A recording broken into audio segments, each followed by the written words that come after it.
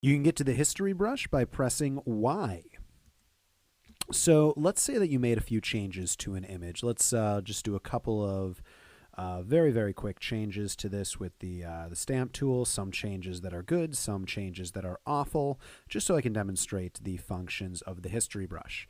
All right, so let's say that you did some changes. You really like what you did with the pimple fix. You're not particularly happy with what you did right here. Now, one thing that you could do here, let's just make this a little bit better. There we go. It's just a little bit better. I should have used the healing brush here rather than the stamp. You don't care.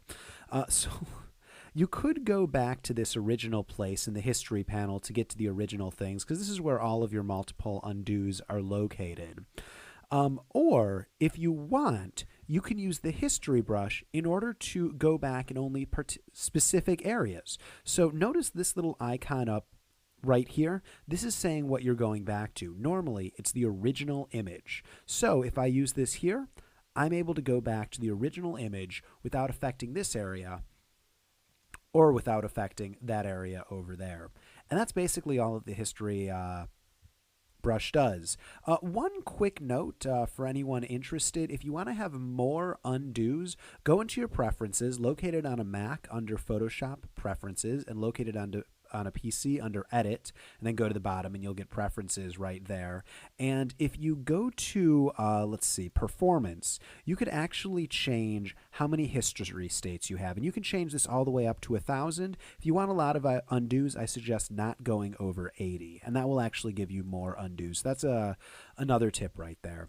Also under this is the Art History brush. And the Art History brush is a good way to make your image look absolutely awful.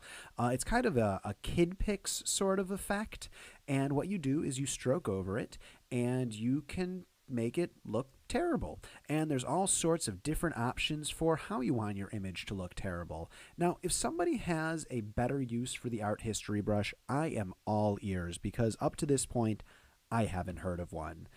But the history brush is pretty cool. One note with the history brush: it only works if the canvas size is the same when you started and how it is now, and if it's all happening on the same layer. And it's for that reason why it's better just to use non-destructive editing, which is something we won't be getting into here. Like and subscribe.